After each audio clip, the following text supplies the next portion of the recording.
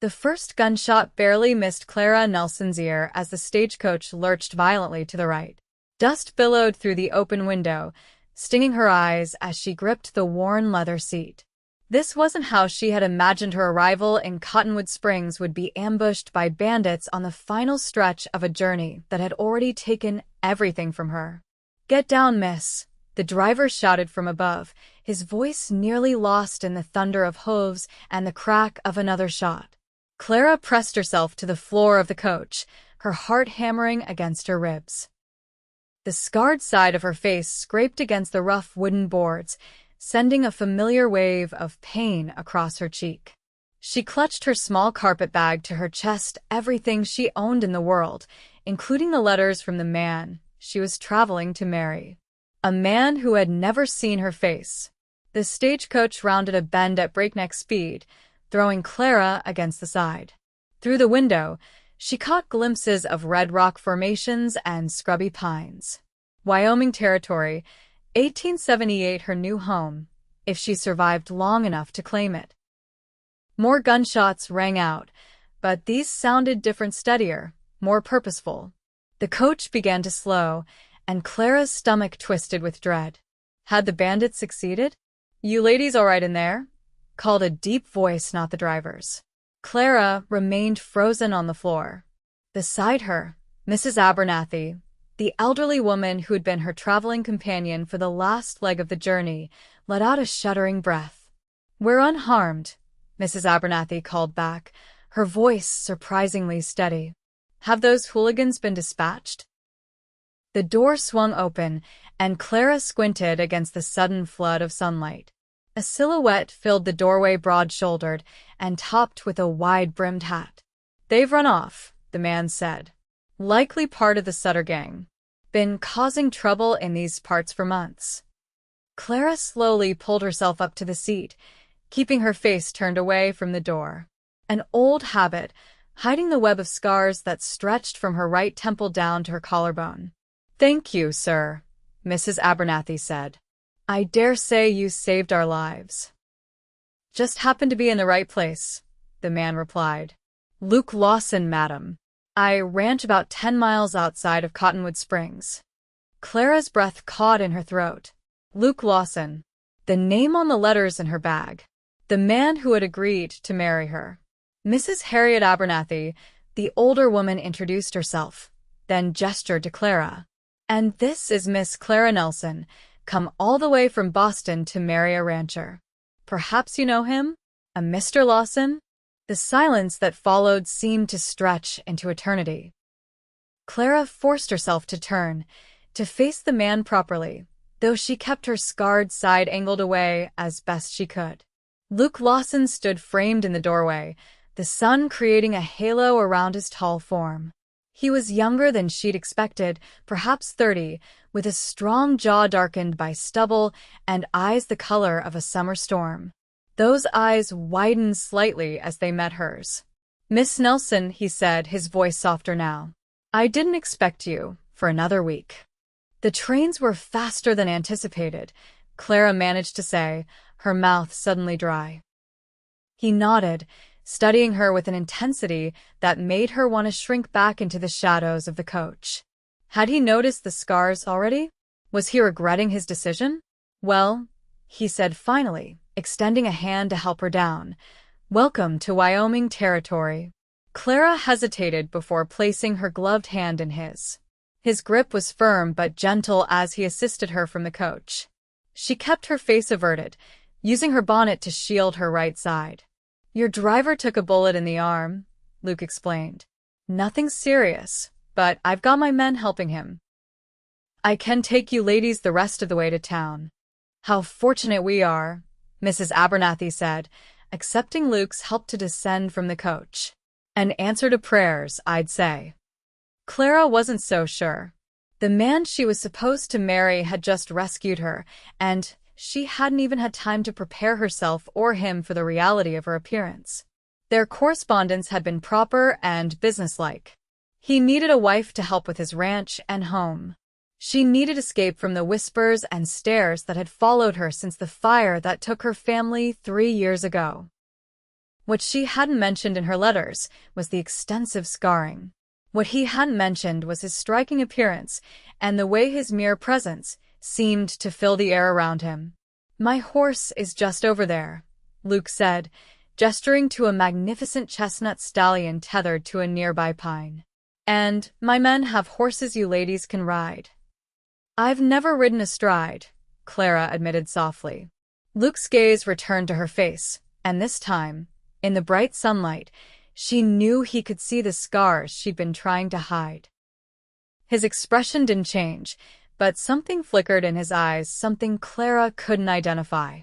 "You can ride with me then," he said simply. Before she could protest, one of Luke's ranch hands approached a young man with a friendly smile. "Boss, got the driver patched up. He says he can make it to town if we escort him." "Good work, Billy," Luke replied. "Mrs. Abernathy, this is Billy Cooper. He'll help you onto a horse and see you safely to town." Mrs. Abernathy patted Clara's arm. "Will you be all right, dear?" Clara nodded, though her heart was racing. "Of course. Thank you for your companionship on the journey." After helping Mrs. Abernathy onto a gentle mare, Luke returned to Clara. He picked up her carpet bag. "Is this all you've brought?" he asked, surprise evident in his voice. "Yes," Clara answered. "I travel light." Or rather, she had lost everything in the fire and had never accumulated much since.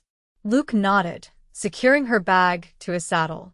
Then he turned to her, and Clara braced herself for the question, for the disappointment, for the retraction of his offer. But it didn't come. "Ready?" he asked instead. When she nodded, he lifted her effortlessly onto his horse, then swung up behind her. His chest was solid against her back, his arms creating a secure cage around her as he took the reins. "Town's about an hour's ride," he said, his breath warm against her ear. "My ranch is in the opposite direction, but I figure you'll want to rest at the hotel first, get your bearings before we proceed with our arrangement." The word arrangement hung in the air between them. It sounded so cold, so transactional. Yet what else could she call it? This wasn't a love match. It was practicality on both sides. "That would be appreciated," Clara replied. As the small party set off toward Cottonwood Springs, Clara tried to focus on the landscape rather than the man whose heartbeat she could feel against her back. The terrain was unlike anything she'd known in Boston, vast and wild, with jagged mountains in the distance and rolling plains stretched out before them. The air smelled of sage and pine, clean and fresh in a way city air never was. "It's beautiful," she murmured, almost to herself. "It grows on you," Luke replied. "When I first came here after the war, I thought it was the loneliest place I'd ever seen. Now I can't imagine being anywhere else." "You fought in the war?" Clara asked, grateful for a safe topic. "Yes, madam. Union cavalry. Came west in '66, looking for a fresh start like so many others." Clara nodded. "And you found it here?" "I did." There was a pause before he added, "I hope you might find the same."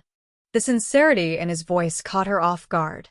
She'd expected politeness, perhaps even kindness, but not this quiet understanding that seemed to underlie his words. "Mr. Lawson," she began hesitantly, "I feel I should address something. In my letters, I didn't fully describe my appearance. The fire that took my parents also left its mark on me, as you can see. I would understand if you wished to reconsider our arrangement." His arms tightened slightly around her, though whether it was in response to her words or to steady the horse as it navigated a rocky patch, Clara couldn't tell.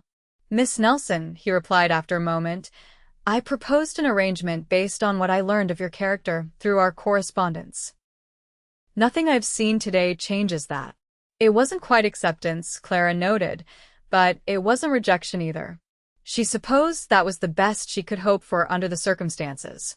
As they crested a hill, Cottonwood Springs came into view in the valley below. It was smaller than Clara had imagined, a single main street lined with wooden buildings, a church steeple rising above the rest, and scattered homes and businesses spreading outward like ripples in a pond. Not much to look at compared to Boston, Luke said, a hint of defensiveness in his tone.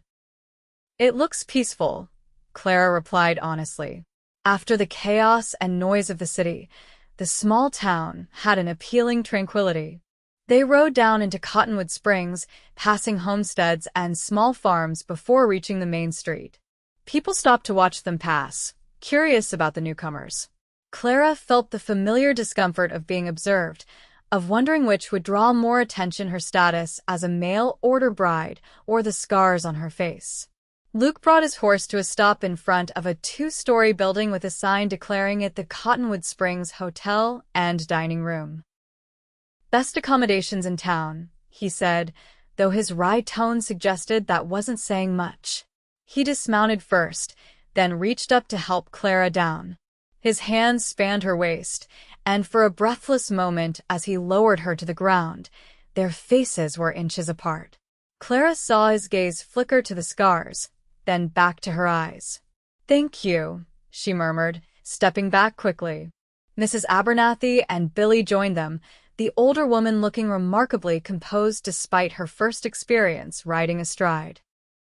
"Miss Nelson," Luke said formally, "I'll call on you tomorrow morning if that suits. We can discuss the next steps then." Clara nodded. "That would be fine, Mr. Lawson." He retrieved her carpet bag from the saddle and handed it to her. Their fingers brushed, and despite the gloves they both wore, Clara felt a small jolt at the contact. "Until tomorrow, then," he said, touching the brim of his hat. As he mounted his horse and rode away with Billy, Mrs. Abernathy linked her arm through Clara's. "Well, my dear," the older woman said with a smile, "your Mr. Lawson is quite handsome, isn't he? And so gallant, rescuing us from those bandits." Clara couldn't disagree, but she also couldn't shake the feeling that the real test would come tomorrow, when Luke Lawson would have to decide whether he truly wanted a scarred wife or if he would politely withdraw his offer. "Come," Mrs. Abernathy continued, patting her arm. "Let's secure our rooms and find something to eat. Everything looks better after a good meal." The hotel was simple but clean, with pine furniture and faded floral wallpaper. The proprietress, Mrs. Fleming, was a robust woman with iron-gray hair and sharp eyes that took in Clara's scars without comment. "We don't get many single ladies traveling through," she remarked as she showed them to their rooms. "What brings you to Cottonwood Springs?" Before Clara could formulate a response, Mrs. Abernathy intervened smoothly. "Miss Nelson is to be married to Mr. Lawson, the rancher. I've been accompanying her from Boston." Mrs. Fleming's eyebrows rose. "Luke Lawson? Well now, that is news. He's kept to himself since coming back from the war, though half the unmarried ladies in the county have set their caps for him." Clara's stomach tightened. Of course there would be local women interested in Luke. Women without scars, women who knew the ways of the West. "Dinner served at 6 in the dining room," Mrs. Fleming continued. "Nothing fancy, but it's hot and plentiful." After she left, Clara sank onto the narrow bed, suddenly exhausted from the journey and the tension of meeting her prospective husband under such unexpected circumstances. "Don't fret, dear," Mrs. Abernathy said, pausing at the door. "I saw how he looked at you. He seems like a good man." Clara managed a smile. "Thank you for your kindness throughout this journey. I don't know what I would have done without you." "Nonsense. It was a pleasure to have such a sensible traveling companion." The older woman hesitated. "Clara, may I speak plainly?" "Of course. Those scars you bear, they're evidence of your survival, not reasons for shame. Remember that when you meet with Mr. Lawson tomorrow." With those words, Mrs. Abernathy left Clara alone with her thoughts. Clara moved to the small mirror hanging on the wall. She studied her reflection critically. The scars were worse in the harsh afternoon light, raised and red against her pale skin, twisting from her temple down her cheek and neck, disappearing beneath the high collar of her traveling dress, but continuing across her shoulder and upper arm. The fire had caught her right side as she'd tried to reach her parents' room. She'd survived. They hadn't. Turning away from the mirror, Clara unpacked her meager belongings. Among them was a small stack of letters tied with blue ribbon, Luke's letters. She reread the most recent one, searching for clues to the man she'd just met. "I can offer you a home, Miss Nelson," he had written in his straightforward hand. "It's not grand, but it's solid and growing. I need a partner, not an ornament. Someone with good sense and a willingness to work. In return, I promise respect, fidelity, and protection. I won't pretend romantic notions, but I believe mutual respect can grow into genuine affection over time." Honest words. Practical words. But now that they'd met, would he stand by them? Clara carefully refolded the letter. Tomorrow would bring its answer. For now, she would rest, eat, and prepare herself for whatever came next in this strange new world. The dining room was half full when Clara descended for dinner. Conversations quieted as she entered, and she felt the weight of curious stares. Resisting the urge to cover her scars with her hand, she held her head high and joined Mrs. Abernathy at a small table near the window. "The stew is quite good," Mrs. Abernathy said, as if oblivious to the attention they were receiving. Clara nodded, though her appetite had diminished under the scrutiny. She was about to respond when the dining room door opened again, and a group of well-dressed women entered. From their fine clothes and confident manner, Clara guessed they were from the town's more prosperous families. "That's Margaret Holloway and her daughters," Mrs. Fleming murmured as she placed a basket of bread on their table. "Her husband owns the bank. The blonde is Sophia and the younger one is Emily." Clara hadn't asked, but she nodded politely. The Holloway women took a table across the room, but not before Sophia's gaze lingered on Clara, her perfect features registering first curiosity, then something like disdain. "Poor thing," Clara heard her say, not quite quietly enough. "What a tragedy to be so marked." Heat rose to Clara's cheeks. 3 years of such comments hadn't made them easier to bear. Mrs. Abernathy's hand covered hers briefly. "Eat your stew, dear. It's getting cold." Clara forced herself to eat, though each bite tasted like ash. When Sophia approached their table afterward, her smile didn't reach her eyes. "You must be new to town," she said. "I'm Sophia Holloway. My father runs the bank." "Clara Nelson," Clara replied, extending her hand. "And this is Mrs. Abernathy." Sophia shook her hand briefly. "Nelson? Are you related to anyone here?" "No." "I've come from Boston to marry Mr. Luke Lawson." The change in Sophia's expression was subtle but unmistakable, a tightening around the eyes, a slight narrowing of her smile. "Luke Lawson? How?" "Unexpected. I wasn't aware he was seeking a bride." "Sometimes the best matches are made through careful correspondence rather than proximity," Mrs. Abernathy interjected smoothly. Sophia's smile turned brittle. "Of course. Well, welcome to Cottonwood Springs, Miss Nelson.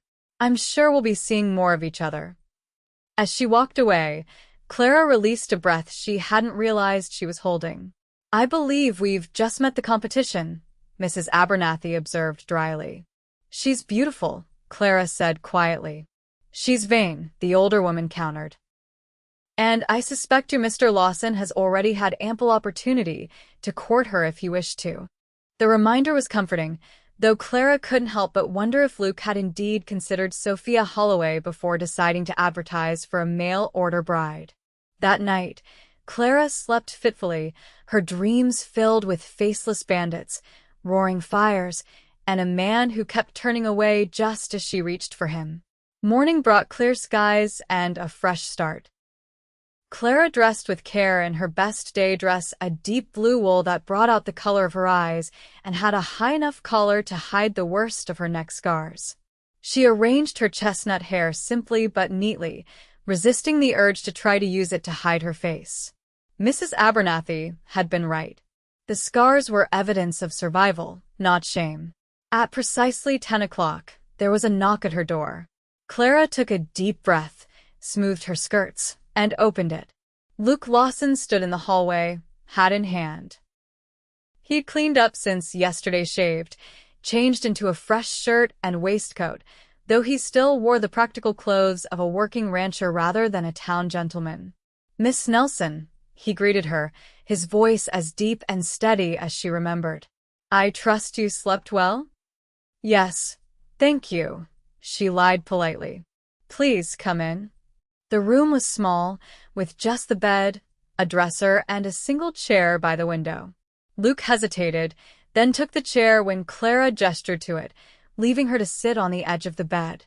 "I thought we might talk," he said, "about our arrangement. After yesterday's unexpected meeting, you might have questions or concerns." His directness was refreshing, if a bit intimidating. Clara folded her hands in her lap to keep them from fidgeting. "I do," she admitted. "Mr. Lawson, I want to be completely honest with you. As I mentioned yesterday, I didn't fully disclose the extent of my injuries in our correspondence. I would understand completely if you wish to withdraw your proposal." Luke studied her for a long moment, his gray eyes unreadable. "May I ask how it happened?" No one had asked her that in a long time. Most people either already knew or were too uncomfortable to inquire. "A fire," she said softly. 3 years ago. Our house in Boston caught fire in the night. I woke to the smoke and tried to reach my parents' room, but the hallway was already engulfed in flames. A neighbor pulled me out, but my parents..." She swallowed hard. "They didn't survive." Luke's expression softened. "I'm sorry for your loss, Miss Nelson." "Thank you," she replied automatically. "Afterward, I stayed with my mother's cousin, but there was little room in her home and little welcome for me. When I saw your advertisement in the paper, it seemed like Providence." "And now," he asked quietly, "does it still?" Clara met his gaze directly. "That depends on you, Mr. Lawson. I came here in good faith, but I understand if the reality of me is different from what you expected." Luke leaned forward, resting his forearms on his knees. "Miss Nelson, Clara, if I may, I was straightforward in my letters about what I was looking for in a wife. A partner. Someone of good character and practical sense. Nothing I've seen suggests you lack those qualities." "But my appearance is not what matters to me," he interrupted firmly. "I've seen far worse in the war. Scars don't frighten me." It wasn't the most romantic declaration, but there was an honesty to it that Clara appreciated. Still, she needed to be sure. "There are plenty of unmarked women in Cottonwood Springs who would make suitable wives," she pointed out. "Miss Holloway, for instance, seems quite interested in your welfare." A smile tugged at the corner of Luke's mouth. "Sophia Holloway is interested in my land and the fact that my ranch is starting to turn a profit. She's been interested since her father foreclosed on the Wilkins place last year and realized ranching could be profitable with the right management." "Oh," Clara said, somewhat chastened. "Besides," Luke continued, "I've lived here 5 years. If I'd wanted to marry locally, I would have done so already." He paused, then added more gently, "I'm not offering you romance, Clara. I want to be clear about that. But I am offering you honesty, respect, and a real partnership. If that's enough for you, I'd still like to proceed with our arrangement." Clara considered his words carefully. She hadn't come to Wyoming expecting love. She'd come for a fresh start, for a place where she might eventually belong. "When would the wedding be?" she asked finally. "Sunday after church, if that suits you. It would give you a few days to settle in and make any preparations you need." Today was Tuesday. Less than a week to prepare for marriage to a man she barely knew. Yet Clara found herself nodding. Sunday would be fine. Luke stood, relief evident in the slight relaxation of his shoulders. "Good. That's good." He reached into his pocket and withdrew a small box. "I brought this. It was my mother's." Inside was a simple gold band with a small pearl.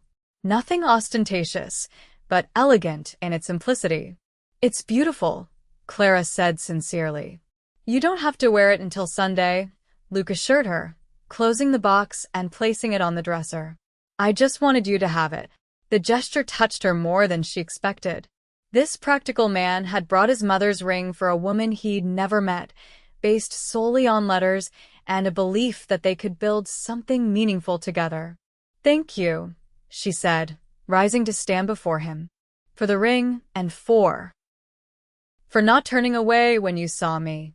Something flickered in his eyes, surprise, perhaps, or concern. Is that what you expected? That I'd turn away? It's happened before, Clara admitted quietly. Luke's jaw tightened. Well, it won't happen with me. He reached out slowly, telegraphing his movement, and gently turned her face so that the scarred side was fully visible to him. His thumb brushed lightly over her cheekbone, just at the edge of the scarring. These are marks of courage, Clara Nelson. Nothing more, nothing less. The words, so similar to Mrs. Abernathy's, and the gentle touch of his calloused hand made Clara's throat tighten with unexpected emotion. No one had touched her scars with such matter-of-fact acceptance since the doctor, who had treated her after the fire. Luke let his hand drop, seeming to realize the intimacy of the gesture. I should go. I have business in town to finish before heading back to the ranch. He retrieved his hat. Would you like to see the ranch before the wedding? I could bring a wagon for you tomorrow. Clara nodded, finding her voice again. I'd like that very much. Tomorrow at 9, then, Luke said, settling his hat on his head. Good day, Miss Nelson. After he left, Clara stood motionless in the center of the room, her fingertips resting where his had been on her scarred cheek. It wasn't love or even attraction she'd seen in Luke Lawson's eyes, but there had been respect. Perhaps that was enough to start with. The next few days passed in a blur of activity. Clara used some of her small savings to purchase fabric for a new dress at the general store, where the shopkeeper's wife, Mrs. Parker, offered to help her sew it when she learned Clara was to marry Luke Lawson. He's a good man, Mrs. Parker said as they selected buttons. Quiet, keeps to himself mostly, but always fair in his dealings. Helped my Thomas when our wagon broke down in that blizzard last winter. Wouldn't take a penny for it either. These small insights into the man she was to marry were precious to Clara, each one adding to the picture forming in her mind. Wednesday morning dawned clear and cool. Clara was ready when Luke arrived with a wagon instead of his horse. He helped her up to the seat, his hands strong and sure at her waist. It's about an hour's drive, he explained as they set off. Not as far as some ranches, but far enough to have good grazing land. As they left town, Clara felt curious eyes following them. News of their upcoming marriage had spread quickly, it seemed. People are talking, she observed. Luke shrugged. People always talk. Small town. Not much else to do. Does it bother you? What they might be saying about your choice of bride? He glanced at her, his expression serious. Does it bother you? Clara considered the question. I'm used to being talked about, she said finally. After the fire, people in our neighborhood couldn't stop staring, whispering. As if my scars made me somehow less human, less deserving of basic courtesy. Luke's hands tightened on the reins. That won't happen here, he said, a note of steel in his voice. Not on my land, and not in town either, once you're my wife. The fierce protectiveness in his tone warmed something in Clara that had been cold for a long time. They drove through rolling grasslands dotted with sagebrush and the occasional cottonwood tree. In the distance, the mountains rose in jagged majesty against the clear blue sky. There, Luke said, pointing ahead as they crested a hill. That's the Double L. Clara's first glimpse of her future home took her breath away. The ranch house was larger than she'd expected, a two-story structure built of sturdy logs with a wide porch wrapping around the front. Several outbuildings surrounded it, a barn, what looked like a bunkhouse, and various sheds and corrals. A small creek wound through the property, its banks lined with the cottonwood trees that gave the town its name. It's beautiful, she said sincerely. Pride was evident in Luke's voice as he replied, started with just the cabin, that small building to the side. Built the main house 2 years ago, when the cattle operation started turning a profit. As they approached, a dog came bounding out to meet them, a large, shaggy beast with one ear flopped over. That's Bear, Luke said. Don't let his size fool you. He's gentle as a lamb. Bear circled the wagon, barking joyfully at Luke's return. When they stopped in front of the house, the dog immediately approached Clara's side of the wagon, his tail wagging furiously. He likes you, Luke observed as he helped her down. Clara tentatively reached out to pet the dog, who responded by pressing his large head against her hand. I've always wanted a dog, she admitted. It wasn't practical in the city. Luke's smile transformed his serious face, creating crinkles at the corners of his eyes. Well, now you'll have one. Along with 50 head of cattle, 8 horses, and a few chickens for good measure. A man emerged from the barn older than Luke, with iron-gray hair and a weathered face. Clara, this is Roy Mitchell, my foreman, Luke introduced them. Roy, Miss Clara Nelson, my fiancé. If Roy was surprised by Clara's scars, he didn't show it. He simply tipped his hat respectfully. Madam. Good to meet you. Boss has been fixing up the house, something fierce this past month. Luke actually looked slightly embarrassed. Just some necessary repairs, Roy. Necessary repairs, he says, Roy snorted. Like new curtains in the parlor and a fresh coat of paint on the bedroom walls are necessary repairs. Clara felt a rush of warmth toward Luke. He'd been preparing for her arrival with more care than his practical letters had suggested. I'd like to show Clara the house, Luke said, clearly trying to end Roy's revelations. Course you would, Roy agreed with a knowing smile. I'll just get back to mending that fence line. As the older man walked away, Luke turned to Clara. Ignore him. He likes to make me uncomfortable. I think it's sweet, Clara said. That you wanted the house to look nice for me. Luke rubbed the back of his neck. Well, a man doesn't write for a bride and then bring her to a place that looks like a bachelor's shack. Come on, I'll show you around. The interior of the house was simple but well-crafted, with polished wooden floors and large windows that let in plenty of light.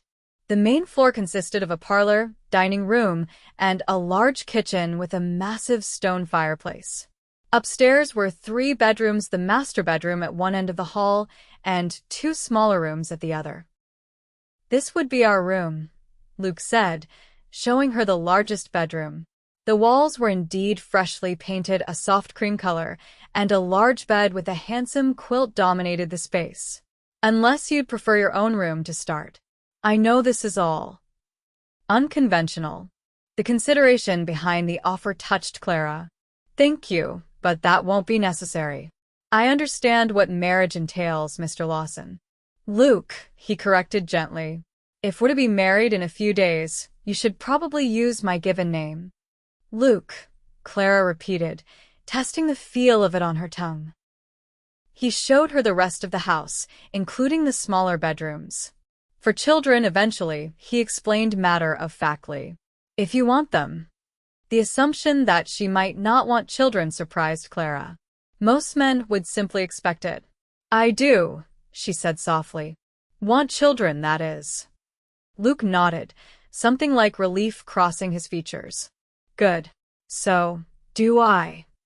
The tour continued outside, where Luke showed her the vegetable garden behind the house, the chicken coop, and the corrals where several beautiful horses grazed.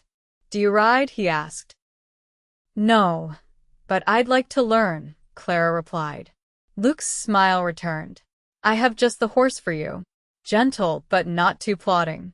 He whistled, and a pretty bay mare lifted her head and trotted over to the fence. This is Daisy. I bought her last month, thinking she'd be perfect for a lady.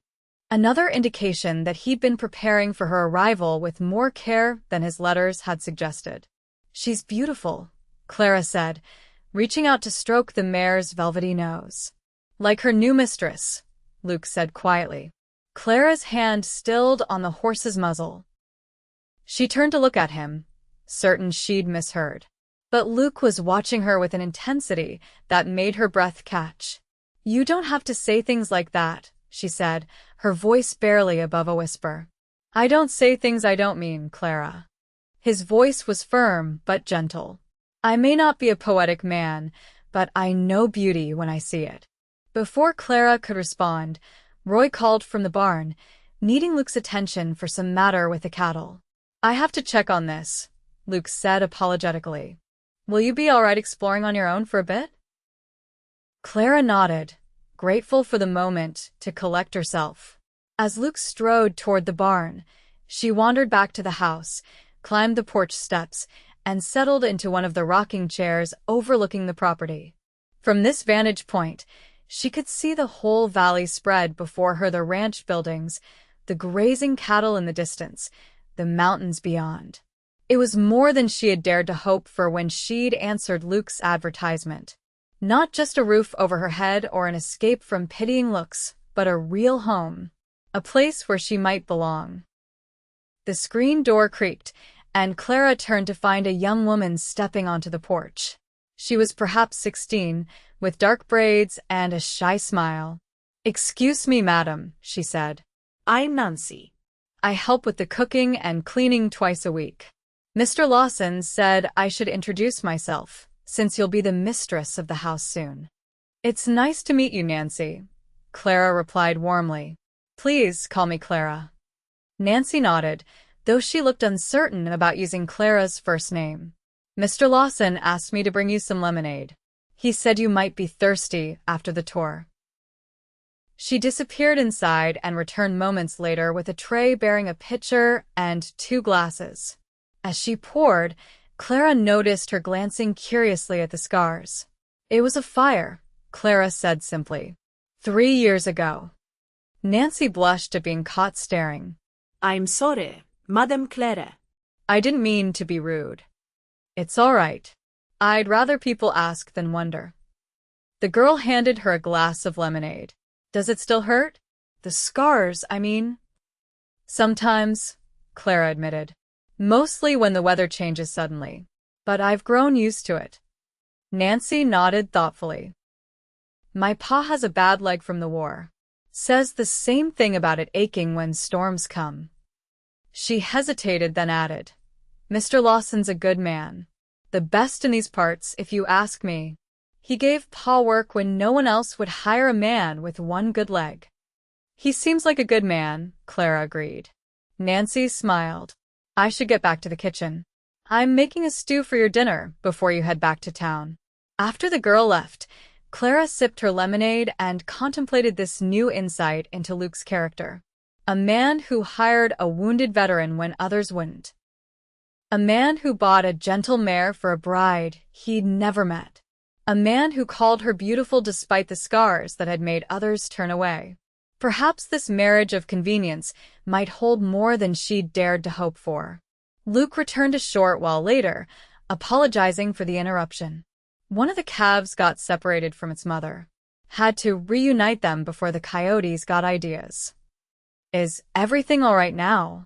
"Right as rain," he assured her, taking the second glass of lemonade. "What do you think of the place?" "It's wonderful," Clara said honestly. "You've built something remarkable here, Luke." He looked pleased at her praise. "It's been a lot of work, but worth it. Having you here, though." He paused, seeming to search for the right words. "It makes it feel more like a home and less like just a place to work." The simple statement warmed Clara more than any flowery compliment could have. They spent the rest of the afternoon exploring the property, with Luke pointing out his plans for expansion, a new corral, additional grazing land to the west, perhaps an orchard near the creek. Clara listened attentively, offering suggestions when asked, slowly beginning to see herself as part of this future he was building. As the sun began its descent toward the mountains, they returned to the house for the meal Nancy had prepared. The dining room table was set for 2, with a white cloth and even a small vase of wild flowers in the center. "Nancy's idea," Luke said when he noticed Clara's surprise at the formal setting. She said it wasn't proper for you to eat your first meal here without a tablecloth. Clara smiled. It's lovely. The stew was delicious, rich with beef and vegetables from the garden. They ate in comfortable silence for a few minutes before Luke spoke. I was thinking, he said, breaking a piece of bread, that you might want to bring Mrs. Abernathy out for the wedding. She could stay in one of the guest rooms, be a familiar face for you. The thoughtfulness of the suggestion touched Clara deeply. That's very kind. I think she would like that. And maybe, Luke continued, a hint of hesitation in his voice, you might want to stay here after the wedding. Instead of me taking you back to town, this will be your home after all. Clara considered the idea. She'd assumed they would spend their wedding night at the hotel, but Luke's suggestion made more sense. Why delay starting their life together? I'd like that, she agreed. I'll pack my things and bring them with me on Sunday. Luke nodded, looking relieved. Good. That's settled then. After dinner, with the sun setting in a spectacular display of orange and purple over the mountains, Luke drove Clara back to town. The wagon traveled the same road they'd taken that morning, but somehow everything looked different to Clara, now more familiar, more like home. As they approached Cottonwood Springs, Luke cleared his throat. I have some business to attend to in town tomorrow, but I thought perhaps Friday, if you're not too busy with wedding preparations, we might have dinner together at the hotel. Get to know each other a bit better before Sunday. I'd like that, Clara replied.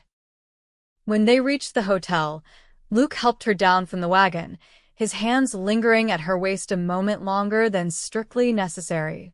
Thank you for today, Clara said. For showing me my future home. Our future home, Luke corrected gently. He hesitated, then added, I know this isn't how most people start a marriage, Clara, but I want you to know that I'm committed to making it work, to making you happy here. The sincerity in his voice made Clara bold.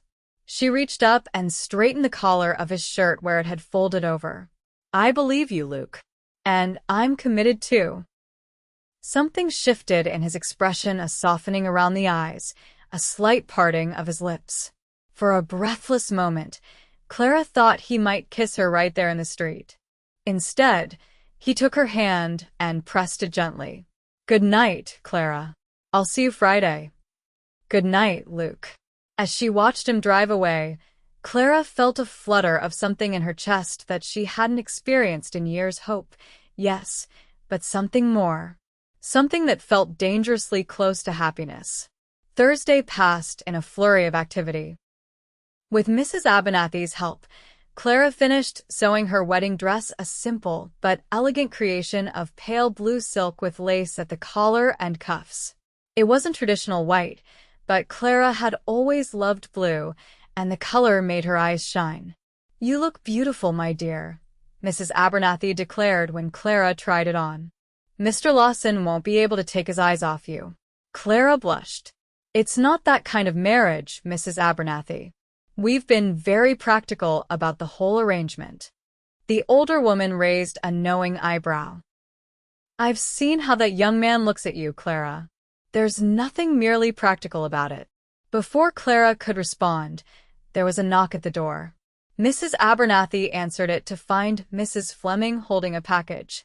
This just came for Miss Nelson, the hotel proprietress said, handing over a small parcel wrapped in brown paper.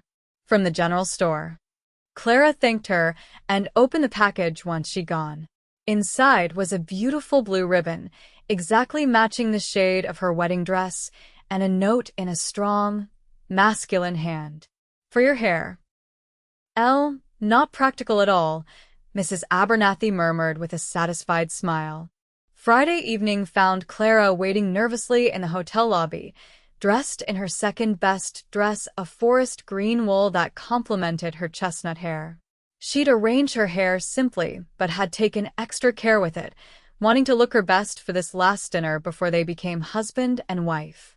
Luke arrived precisely on time, looking handsome in a clean white shirt, dark waistcoat, and his best trousers. He'd even polished his boots. The effort he'd made with his appearance wasn't lost on Clara. "You look lovely," he said as he approached. "Thank you. You look very handsome yourself." A slight flush colored his cheekbones at the compliment. "Shall we?" he asked, offering his arm. The hotel dining room was busier than usual for a Friday night, and Clara felt the weight of curious stares as Luke escorted her to a table near the window. It seemed that all of Cottonwood Springs was interested in getting a glimpse of the scarred Easterner who had somehow secured Luke Lawson as a husband. Among the diners were the Holloways. Sophia's perfect features tightened with barely concealed displeasure when she saw Clara with Luke. "Ignore them," Luke murmured as he held Clara's chair. "They're not worth your attention." The meal was pleasant. With better food than the hotel usually served, Mrs. Fleming had apparently made a special effort for them. As they ate, Luke and Clara talked more freely than they had before, sharing stories from their pasts and hopes for their future. Clara learned that Luke had grown up in Pennsylvania, the son of a blacksmith. He joined the Union Army at 18, fought in several major battles, and returned home to find his parents dead from influenza and the family business sold to pay debts. "There was nothing to keep me there," he explained, "and too many ghosts. So I came west, worked as a ranch hand for a few years, saved every penny, and eventually bought this land." "You've accomplished so much in such a short time," Clara observed. Luke shrugged modestly. "I've been fortunate." And stubborn. "Mostly stubborn, according to Roy." Clara smiled. "I like Roy. He obviously respects you a great deal. He's a good man. Taught me most of what I know about ranching." Luke took a sip of his coffee. "What about you? I know about the fire, but what was your life like before that?" The question caught Clara off guard. Few people ever asked about her life before the scars, as if that part of her had ceased to exist. "It was ordinary, I suppose," she said after a moment. "My father was a clerk at a shipping company. My mother kept house and did seamstress work for extra money.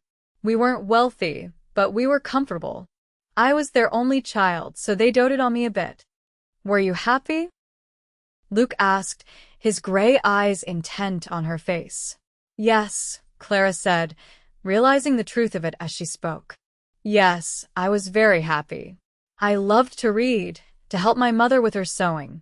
I had friends, attended church socials." She paused, remembering. "There was a young man courting me before the fire. Robert Ainsley." Luke's expression remained neutral, but something flickered in his eyes. "What happened with him?" Clara's fingers unconsciously touched her scarred cheek.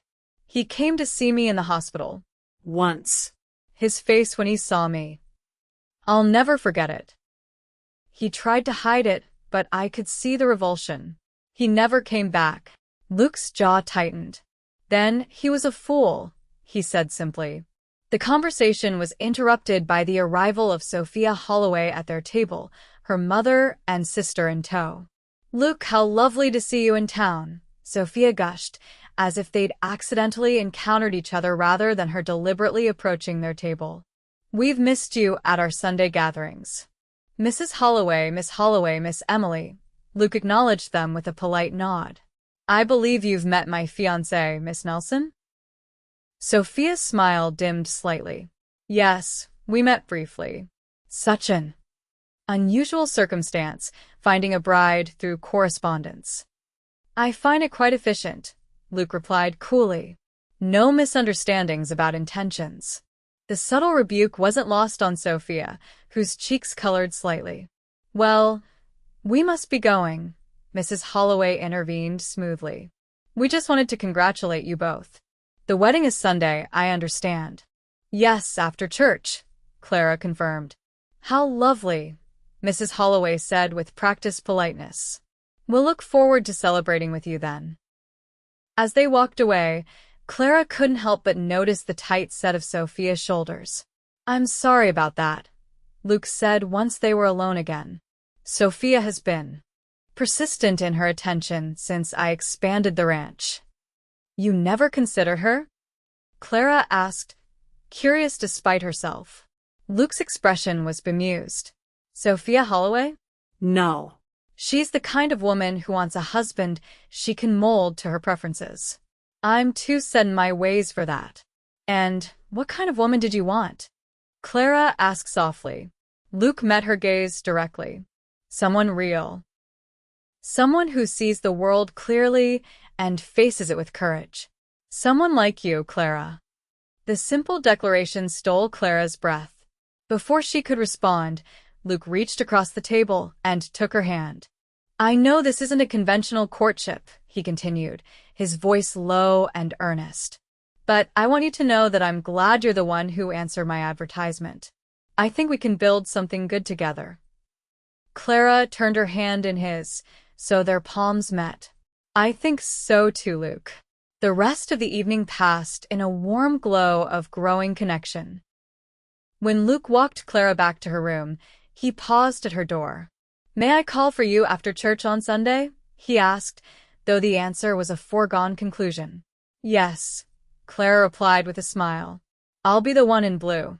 Luke's eyes crinkled at the corners. I'll be the nervous one in the front pew. On impulse, Clara rose on her toes and pressed a quick kiss to his cheek. Good night, Luke. A look of surprise, followed by something warmer, crossed his features. Good night, Clara. Saturday was a whirlwind of final preparations. Mrs. Abernathy helped Clara pack her few belongings, and they visited the general store to purchase some personal items Clara would need for her new home. Mrs. Parker insisted on giving her a wedding gift, a beautiful handmade quilt in shades of blue and cream. Every bride needs a special quilt, she said kindly. And this one matches your eyes. Clara was deeply touched by the gesture. Thank you, Mrs. Parker. It's beautiful. You're going to be good for this town, the older woman said unexpectedly. And good for Luke Lawson, too. He's been alone too long. That evening, Clara found it impossible to sleep. She stood at her window, looking out at the stars scattered across the velvet sky, and thought about how much her life had changed in just 1 week. From a lonely existence in Boston to the threshold of a new life in Wyoming Territory, with a man who looked at her scars and saw courage instead of disfigurement. It wasn't love, not yet, but it was something with the potential to grow into love. And that was more than Clara had dared to hope for when she boarded the train east. Sunday dawned clear and bright, as if the heavens themselves approved of the union about to take place. Clara dressed carefully in her blue silk, with Mrs. Abernathy helping to arrange her hair and secure the matching ribbon Luke had given her. There, Mrs. Abernathy said, stepping back to admire her work. You look radiant, my dear. Clara studied her reflection in the mirror. The blue of the dress made her eyes seem deeper, more luminous. The high collar concealed the worst of the scarring on her neck, but she'd made no attempt to hide the marks on her face. Those were part of who she was now, and Luke had made it clear that he accepted them, accepted her just as she was. The church was full when they arrived, the entire town having turned out to witness the marriage of one of their most eligible bachelors to the scarred Easterner. Clara felt a momentary flutter of panic as she entered and saw all the faces turn toward her, some curious, some kind, a few like Sophia Holloway's barely concealing their disapproval. Then she saw Luke standing at the front, tall and straight in his Sunday best, his eyes finding hers immediately. The warmth and certainty in his gaze steadied her, and Clara walked down the aisle with her head held high, Mrs. Abernathy at her side in lieu of a father to give her away. The ceremony was simple but meaningful. When it came time for the vows, Luke's voice was clear and steady, without a hint of hesitation. Clara's own voice trembled slightly, but gained strength as she promised to love, honor, and cherish this man who had offered her a new beginning. When the minister pronounced them husband and wife, Luke lifted her hand to his lips and pressed a gentle kiss to her knuckles, a gesture more intimate, somehow, than the brief kiss they shared afterward to seal their vows. The reception was held at the hotel, where Mrs. Fleming had outdone herself with a wedding feast. The townspeople offered congratulations, some more sincere than others. Even Sophia Holloway managed a tight smile and a wish for their happiness, though her eyes told a different story. "Don't mind her," Luke murmured in Clara's ear as they watched Sophia walk away. "She'll find some banker or merchant to marry soon enough." "I don't mind her," Clara replied honestly. "I almost feel sorry for her." Luke looked surprised. "Sorry? For Sophia Holloway? She may be beautiful and wealthy, but she doesn't understand what really matters. What makes a real partnership?" Luke's expression softened as he looked at his new wife. "And what does make a real partnership, Mrs. Lawson?" The new name sent a thrill through Clara. "Honesty," she said after a moment's thought. "Respect. And the courage to see each other clearly, flaws and all." "You're a wise woman, Clara Lawson," Luke said, his voice low and warm. "I think I've made an excellent choice in a wife." As the celebration continued around them, Clara felt, for the first time in years, truly seen. Not as the scarred woman, not as an object of pity, but as a whole person, worthy of respect and perhaps, someday, love. The journey to the ranch later that afternoon was filled with a nervous anticipation that neither of them acknowledged directly. Roy and Nancy had prepared the house for their arrival, with fresh flowers in the parlor and the master bedroom made up with Mrs. Parker's quilt and the finest linens. "Welcome home, Mrs. Lawson," Luke said as he carried her over the threshold, a tradition he'd insisted on observing despite their unconventional courtship. "It feels like home already," Clara replied, and was surprised to realize she meant it. They shared a quiet dinner prepared by Nancy, who had discreetly disappeared afterward, leaving the newlyweds alone. The conversation flowed easily, but there was an underlying tension and awareness of what was to come. When they finally retired to the master bedroom, Clara felt a flutter of nerves. She changed into her nightgown behind a screen while Luke used the washroom down the hall. When he returned, he'd removed his shirt but still wore his trousers, his broad chest and the scars from his war years exposed to her view. "You're not the only one with marks," he said quietly, noticing her gaze on the long scar that curved around his left side. "How did it happen?" Clara asked, moving closer to him. "Gettysburg. Confederate cavalry charge. I was lucky the blade didn't go deep enough to do real damage." Clara reached out tentatively, her fingertips brushing the raised line of the scar. Luke's breath caught at her touch. "Does it still hurt?" she asked, echoing Nancy's question to her. "No," Luke replied, his voice husky. "Not for years now."